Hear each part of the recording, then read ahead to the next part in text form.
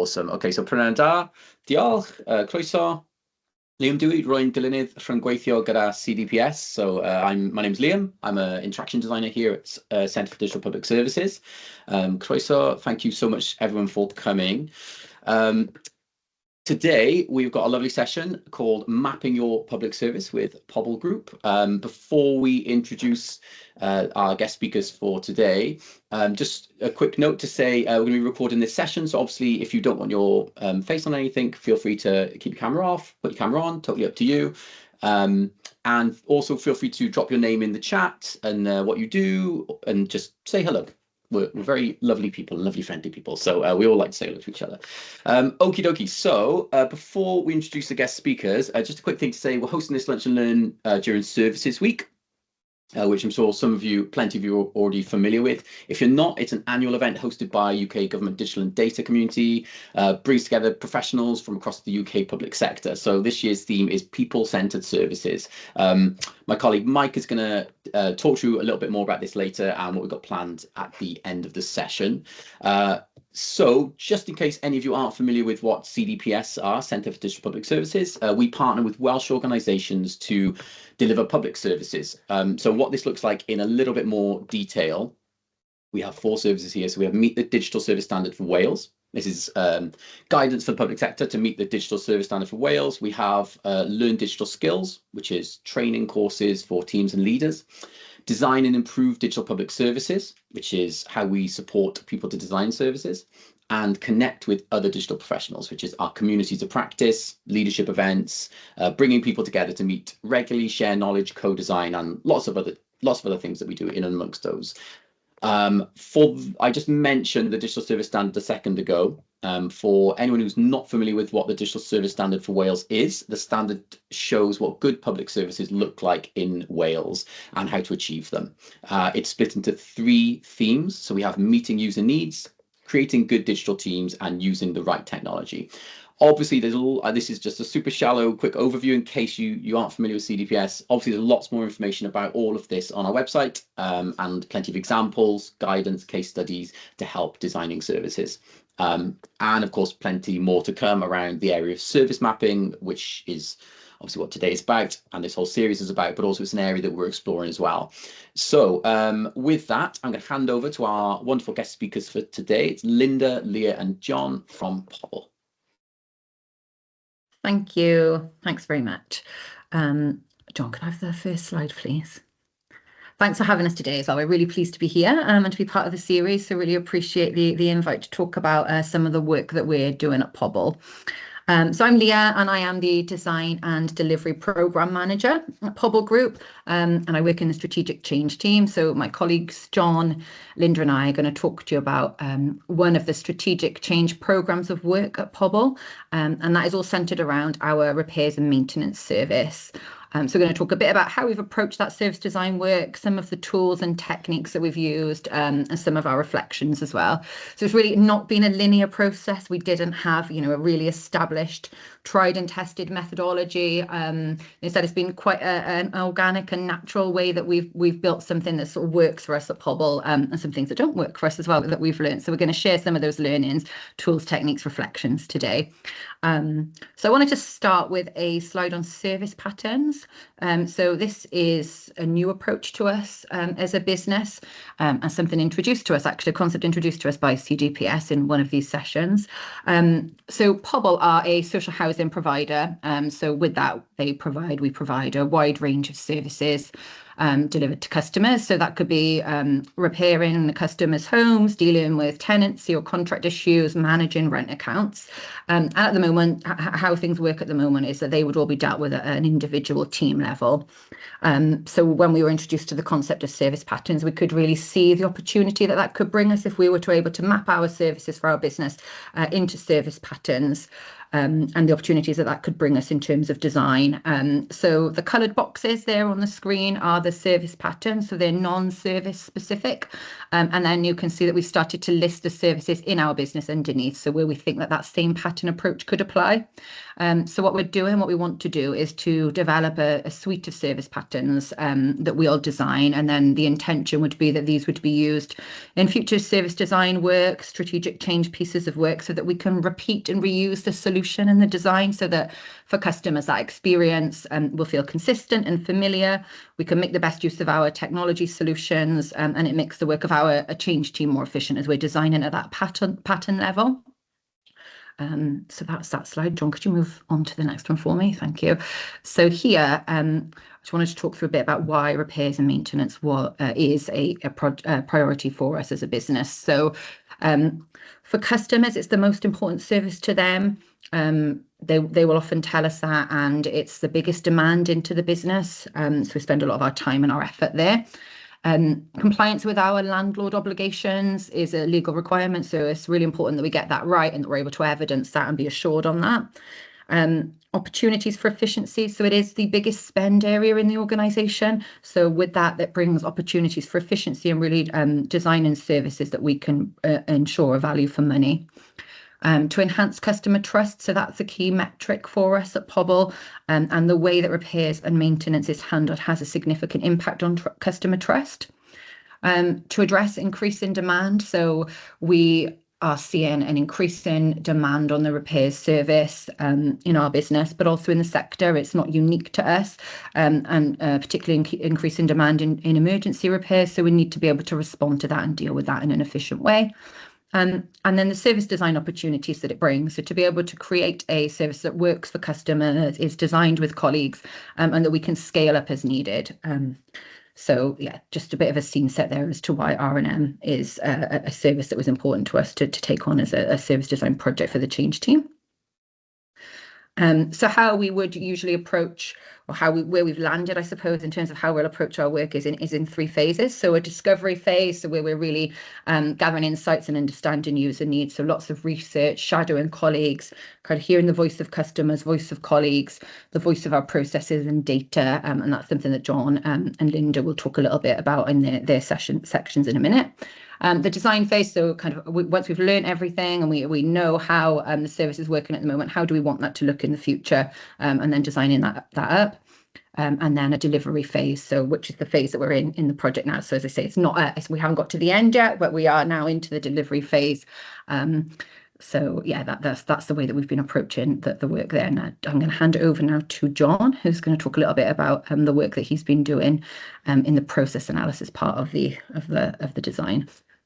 That's great. Thank you very much, Leah. So my name is Jon Oliver, and I'm the Senior Business Process Analyst here at Pobl Link. And so just following on from what Leah was saying there, with the clarity of kind of the project goals in mind, the team has started a deep dive into our repairs service design, where we then started to gather the data and performance measures for everything related to the processes within Pobl and Link.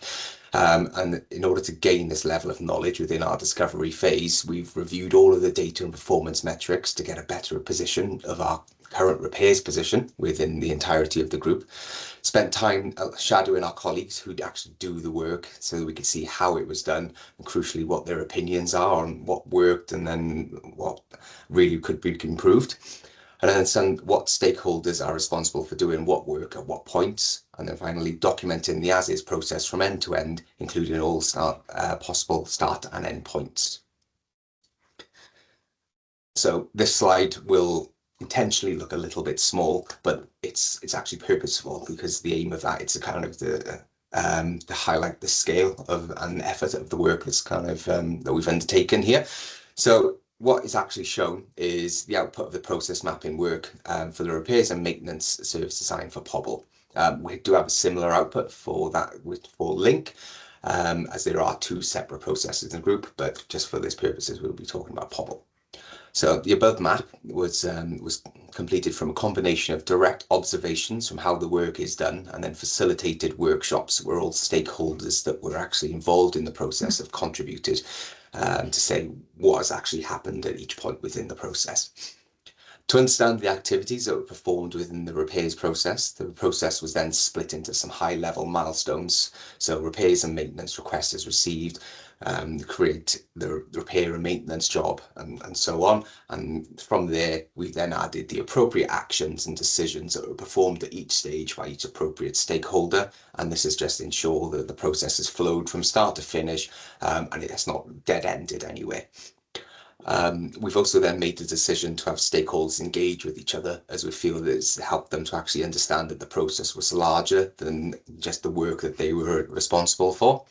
Many of the staff actually doing the process had never met, so it really helped when we brought them together for them to put a face on the work that they were receiving or actually passing that to, and think of the process in its entirety, or larger than just their little workload. So again, the process, as you see it here, was documented using a cloud-based process modeling tool called IBM Blueworks Live. And IBM Blueworks is allowed or was used as it allows us to process model in an incredible amount of detail, again, as you actually see here. So we can put every single action and decision that is completed within the process in the entirety of the map, as well as actually then going into every action and decision and say, capture the appropriate business owners, process cycle times, details of suppliers, inputs, outputs, customers, whether each step is value adding, the costings of it, so we can use that in future improvement works. And then we have additional tabs where we can look at risks, problems, any other associated documents. So it's all self-contained in one place, one single source of the truth for that process. And then into what we did and how we ran our workshops when we were trying to find this information. So through the discovery and the design phases, through our review, we completed several workshops with a wide range of discussion techniques, each aimed at funneling and grouping the outputs from those workshops into more decisive actions. We asked stakeholders who are directly involved with the repairs process what problems or issues they felt existed in the current way of working, and anything that was then thought of was effectively written down as a giant brain dump. And then the aim here was to get as many potential issues known to us as possible. The workshop was kind of treated as a very safe space, so that there were no wrong thoughts and no parties felt like they really couldn't contribute or say anything that was or not add anything meaningful. So we got as much information as they felt they wished they could provide. The problems that were identified that were then separately refined before taken into a new workshop, and that's where the problems issued were placed against appropriate headings such as process, technology, reporting, and several others. And now we're able to see each of those pain points and how they could be attributed towards various aspects of the business. So the next step was to identify how big each of these problems were to the group. We ideally wanted to solve every single problem that's raised, but to those, what we then actually looked at was what problems and issues posed the greatest risk to the repairs and maintenance service design. So we took those, looked at that, and then we looked at additionally what posed the greatest opportunity for improvement, and they were given the highest priority. And in order to determine what issues should receive our greatest attention and how they were caused, a series of risk analysis tools were used, and that allows us to delve into the root cause of the problem, whilst also understanding how severe the problems are, how often they occurred, and how easily those could be detected. And then, very finally then, the solutions were then identified based on some brainstorming sessions off the back of that. The approaches then taken in these sessions was to get everyone together and hold them face to face. The sessions were formed in this way so we could increase engagement, help steer and provide maximum support to our other colleagues. Where possible, the sessions are interactive. So, for example, when we were doing the fishbone diagrams, we laid everything out on a table and give people post-it notes so that they could actually write down the points or issues or then improvement opportunities and actually put them next to the appropriate categories.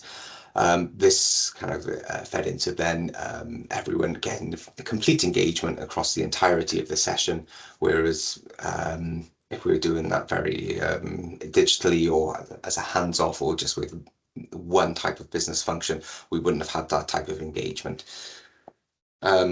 Unfortunately, not everything did run as smoothly, as we do have some lessons learned in our approach. So one example of this is in relation to some of our risk analysis tools which we used.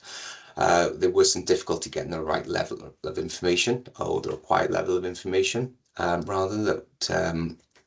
but this was because it was a brand new, or one of the tools was a brand new concept that was introduced to the group, and it wasn't delivered really with the appropriate level of support to be successful. So the tool could have been, in hindsight, as a kind of lessons learned there, the tool could have been delivered with to another group of stakeholders with the appropriate level of information or back-end and support. Then just as the first time that we looked to do that, it was delivered in a workshop session after we had already gone through, and it had been a very tedious sort of workshop session on a separate topic. My turn. So I'm Linda and I'm service designer. So when I was introduced to the project, I was new on the Pobl side of the business, as we are going through a merger, has been mentioned.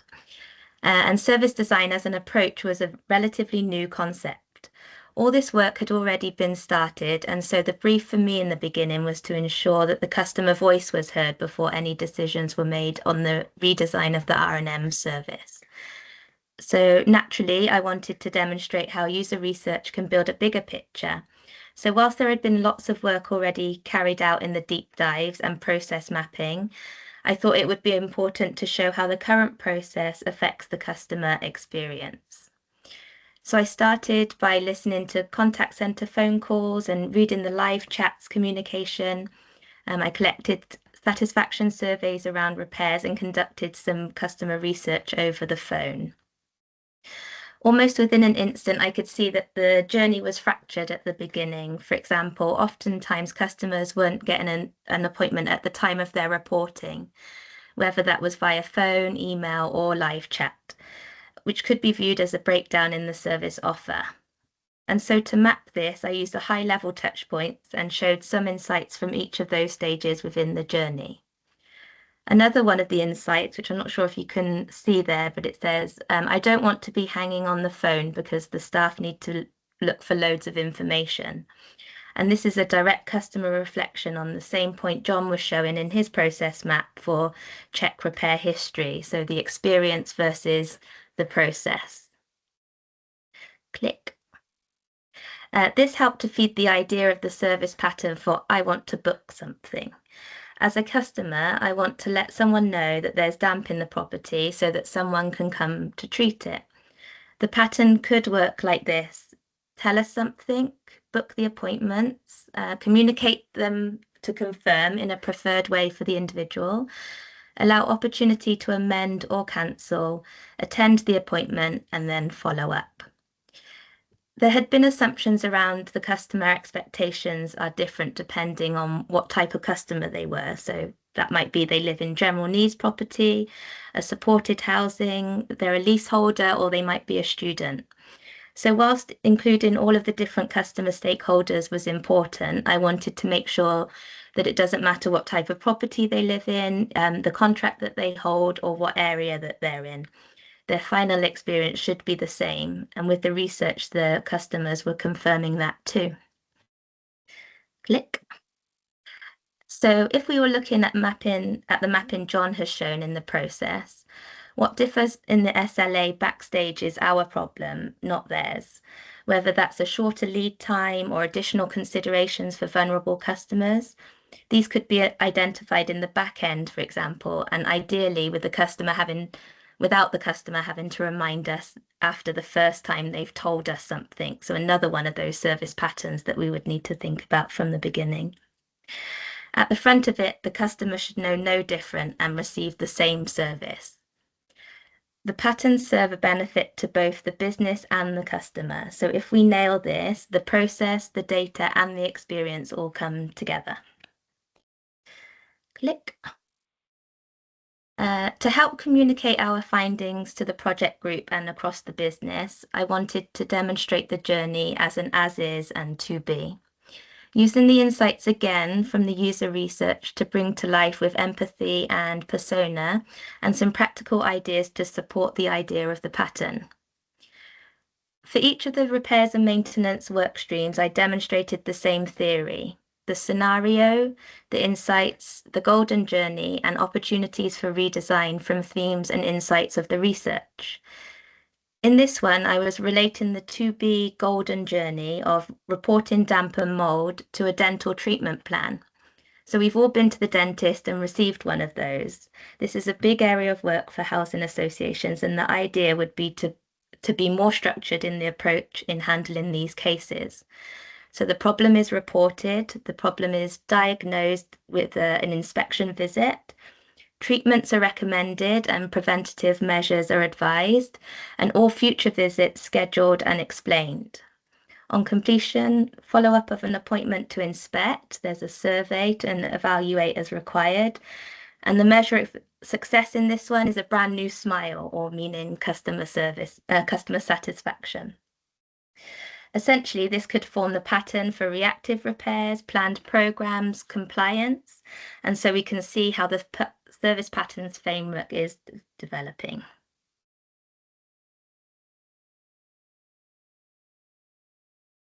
Okay, yeah, and so I'm just going to finish off with this slide. So again, just wanted to share one of the challenges or areas that we are still developing, which is our approach to benefits and impact. So it's really important if we're changing processes, we're investing a lot of time in this program of work, and that we can, so that we can capture and identify the benefits and release that benefit back to the business.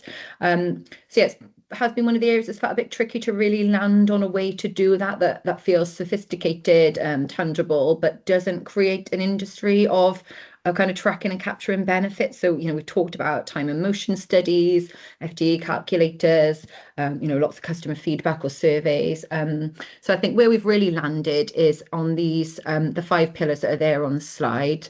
And I think if you think back to the slide that I talked about at the beginning around why R&M was important to us, you can see that all of the challenges and the opportunity areas would map across these 5 pillars.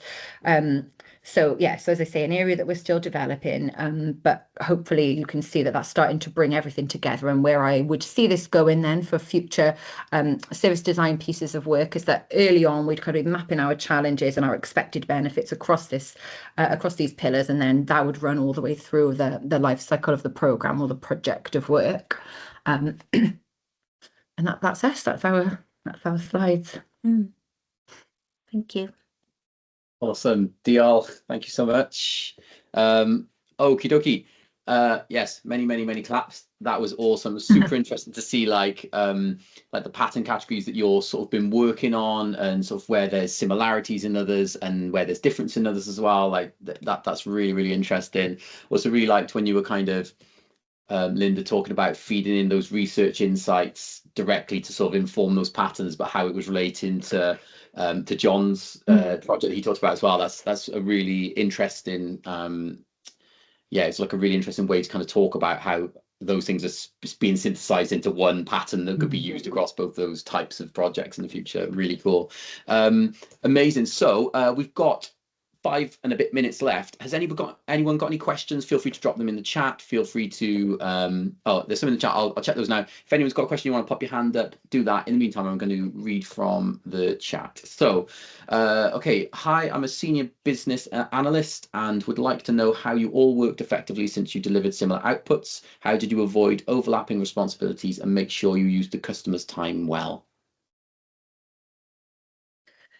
Yeah, that's a really good question. So it's been, Jon and Linda might want to come in on this because it's those two kind of lead in those areas of work. So feel free to jump in. But as we said at the start, or as we went through the presentation, it wasn't a linear process, and we didn't have that tried and tested methodology. Linda came with her service design skills sort of midway through the program of work. So in all honesty, there probably has been a bit of overlap at points. I think we're comfortable with that because what it did is meant that we were really able to be sure that we had gone through the robust process. We'd really heard that customer voice, that colleague voice, and we'll refine that approach going forward then for next time. So I think we're quite comfortable that we're a team building different skills and experience coming in, and sharing that learning was actually a really positive output of the work that we've done. So yeah, Jon, Linda, did you have anything to add on that? I would just say that yeah, because I came into it later, it was as part of moving over in the merger process. It was kind of an activity which actually validated all of the work that had already taken place. So like seeing them in two layers as well, the similar kind of gaps and problems, as it were both indicated in the work Jon had done and in the research that came through from customers as well. So it kind of highlighted where those real pain points were and probably what would prioritise going forward in the design. Yeah, I think we were very open and honest with our findings. So myself and another colleague Chloe had done some all of our work kind of in the beginning. We had fed this through and said, this is what we had found in relation to talking to staff around the cultural pieces, around anything that we need to do for process, and all the way through. So then when it does come time to Linda to have a look at kind of the service design principles and everything that's formed down there, it's nothing's a secret. So yeah, we were and just being very clear with kind of stakeholders in the start to say, well, this is what we're going to need you for and the time that we will need you for and what we will be talking to you about. Amazing, thank you so much. Okay, so got a question from Will. I haven't seen a service design or UCD role in the housing sector before. Is this a new discipline in your organisation? And if so, how have you found the buy-in from the organisation? Should I answer that one? Yeah, do you want to answer that, Linda? Yeah, it is a new discipline, so it's something quite new, and it was new when I was starting it on the Link side as well. So Link is a housing association, and we're coming together as one. So in terms of buy-in, it's something new to try and explain to everyone. I think that's the kind of a new way of working, but it covers a lot of the things, the traditional kind of business analyst roles. There's different parts of it that do link over, but it has been well received, and people are willing to try something new, and we've done the workshops and things like that in other projects that have been really well received within different groups within the business, I would say. Yeah, just to add to that, I'd say that it is a new discipline within housing associations. I'd say probably we've been attempting to do service design in probably a less structured or maybe without those kind of structured tools previously. So I think what this does is just brings that kind of professionalism to it. We've got that real structure, tried and tested tools and techniques that colleagues can use and be supported through. Colleagues have really welcomed B&A and customers, having their voice heard, and we can really see how that's directly going to influence the service in the future. So I think, it's been a really positive addition, and the skills that Linda's brought to the team have really, really been valuable. Amazing. I'll try and rattle through these questions as quick as I can in 1 minute. Okay, so Joe, how do you plan to measure the success of this work? Yeah, so that's what I was attempting to talk through on the last slide there, really. So we are building an impact model for the team and a benefits calculator that we're working through. So against those areas, those pillars that I talked through around customer experience, colleague experience, efficiencies, value for money, reducing risk.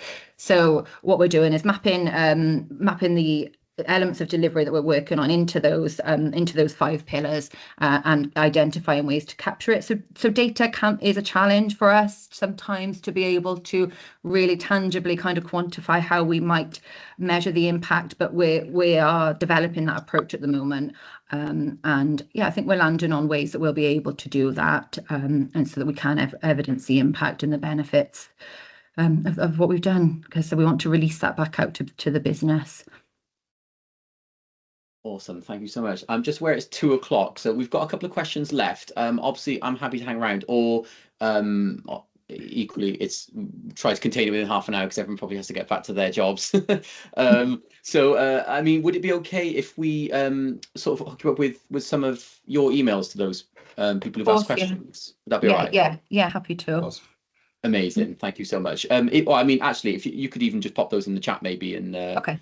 would that be okay? Just Yeah, trying to think of of course, the easiest way of doing it. Yeah. Awesome. Thank you so much. Great, Liam. Shall I pick up things from here? Just a very quick plug before we go, just to let you know what's happening for the rest of Services Week and what's going to be happening with our next Lunch and Learn. So, yeah, on Wednesday, we've got our delivery manager, Poppy Evans, will be sharing what we learned from working with neurodivergent individuals, families and professionals. So that's taking place this Wednesday at 1:30. We've also got on Thursday, we've got our experienced user researchers, Gabby and Tom, are running a session on how to do Welsh language user research when things aren't perfect. And then finishing off on Friday, we'll be doing a live LinkedIn replay of our accessibility webinar with Jack Garfinkel at Content Design London. So yeah, that's one not to be missed. So please, all of these sessions are available on our website, on our events and courses page. You can also, thanks to Simon, he put a link to the Services Week agenda as well. You'll see all the sessions there and what's happening right across the UK. So yeah, do get yourself involved. And then for our next Lunch and Learn, we'll be back here in a couple of weeks' time, where we'll be with Keo Flaherty, the Head of Service Digital Customer Design at Wrexham County Council, and we've also got Rob Griffiths, Digital Services Team Leader, who will be joining Kay. So they'll be looking at exploring the digital transformation of the council housing application process. So if you aren't already signed up to that one, get yourself signed up. We'd love to see you there again. But thanks for coming along today, and we look forward to seeing you soon.